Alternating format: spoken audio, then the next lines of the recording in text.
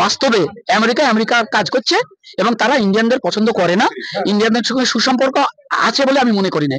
যদি সুসম্পর্ক, বন্ধুত্ব সুলভ সম্পর্ক থাকতো তাহলে অবশ্যই এ বিষয়ে তারা অবশ্যই একটু চিন্তা ভাবনা করতো। কেননা পাশেই মেক্সিকোর কিছু অবৈধ অভিবাসন ও দেশে আছে। মেক্সিকোর প্রধানমন্ত্রী পরিষ্কার বলে দিল যে তোমার প্লেনে তোমার লোক আমার নাগরিক পাঠাবে না। সামান্য এতটুকু দেশ, সে যদি চোখ রাঙাতে পারে ট্রাম্পের উপরে, এবং সে ট্রাম্পের প্লেনে করে কখনো কোনো লোক সে দেশে যায়নি, তারা আলাদা করে প্লেন পাঠিয়েছে, সেই প্লেনে তাদের নাগরিকদেরকে নিয়ে আসা হয়েছে। আজকে নরেন্দ্র মোদী এত 8,000 কোটি টাকার প্লেন ইচ্ছা চড়ে সে বিলাসবহুল ট্রেন এখানে ওখানে প্লেনে যাতায়াত করছে, বিলাসবহুল প্লেনে। কেন 10টা প্লেন 544 জন, তো 3টে প্লেন পাঠালেই তো ঝামেলা মিটে যেত। আনতে পারতো না তাদের হাত কড়ি খুলিয়ে, মানুষের পর্যায়ে মানুষের মর্যাদা দিয়ে? এটা কি সম্ভব হতো না? এটা লজ্জা ছাড়া কি বলবো আর? এটা বন্ধুত্ব? এটা তো বৈরতা আমার হিসাবে।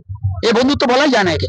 যদি আমেরিকা আমার হিসেবে সভ্য দেশ বলে থাকে, আমি সেটা এই মুহূর্তে মানতে রাজি নই যে আমেরিকা বাস্তবে সভ্যদের জন্য, ভারতীয়দের জন্য এক ধরনের অপমান শুধু নয়, মানে সমস্ত ভারতীয়দের জন্য লজ্জা। যদি আপনি আমেরিকান ভিডিও যদি দেখেন, যে ভিডিও ওদের অভিবাসন দপ্তর থেকে এবং আমেরিকান আর্মিদের তরফ থেকে যেটা জারি করা হয়েছে, তাতে বলছে যে আমরা এলিয়ানদের তাদের দেশে পাঠাচ্ছি। তাহলে আমরা ইন্ডিয়ানরা কি এলিয়ান, অন্য প্রজাতির, নাকি আমরা অন্য গ্রহ থেকে এসেছি? আমরা উলঙ্গ? তাদের যে হালে পাঠানো হয়েছে, মানবিকতার যে নিকৃষ্টতম বর্বর, সেটাকে হার মানাই। তাদেরকে একেবারে বেরি করিয়ে, শিকল পরিয়ে তাদেরকে তাড়িয়ে দেওয়া হচ্ছে।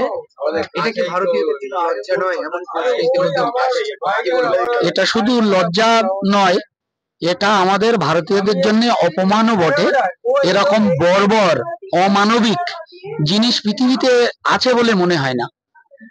আর যদি আমেরিকা আমার হিসেবে সভ্য দেশ বলে থাকে, আমি সেটা এই মুহূর্তে মানতে রাজি নই যে আমেরিকা বাস্তবে সভ্য দেশ।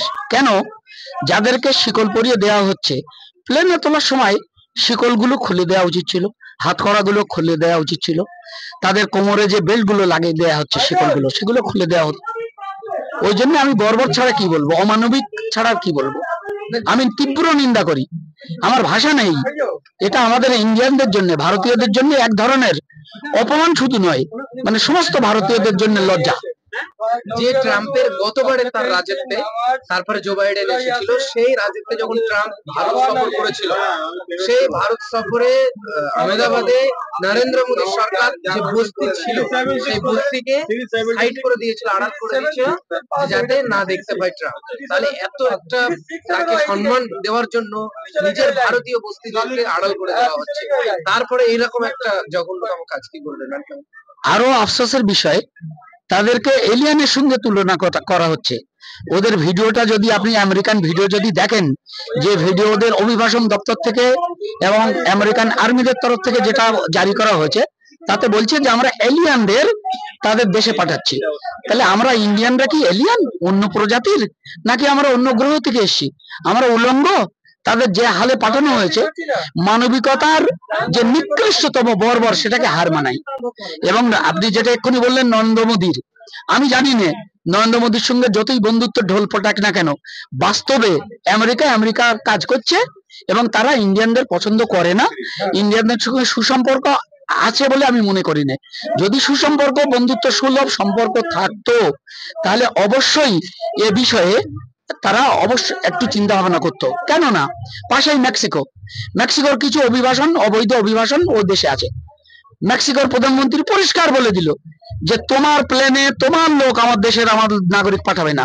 সামান্য এতটুকু দেশ, সে যদি চোখ রাঙাতে পারে ট্রাম্পের উপরে, এবং সে ট্রাম্পের প্লেনে করে কখনো কোনো লোক সে দেশে যায়নি, তারা আলাদা করে প্লেন পাঠিয়েছে, সেই প্লেনে তাদের নাগরিকদেরকে নিয়ে আসা হয়েছে।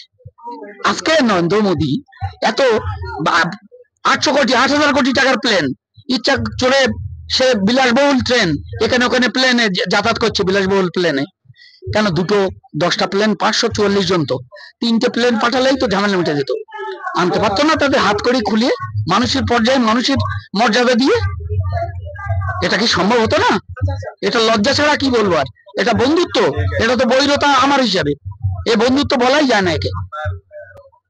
ভারতবর্ষে এই মুহূর্তে পার্শ্ববর্তী দেশের সঙ্গে যে সম্পর্ক, তা কিন্তু ইতিমধ্যেই ফাটল ধরেছে সম্পর্কে, বাংলাদেশ বলুন পাকিস্তান বলুন। দেখুন, আমি রাজনৈতিক আলোচনার মধ্যে গেলে গন্ডগোল হয়ে যাবে। সত্যি কথাটা বললে আপনাদের চ্যানেলের মাধ্যম দিয়ে অনেকের হয়তো কি বলে ঝাল লাগতে পারে, মিষ্টি লাগবে। এই জন্যে যেখান থেকে 2014 পরের থেকে মোদী সরকার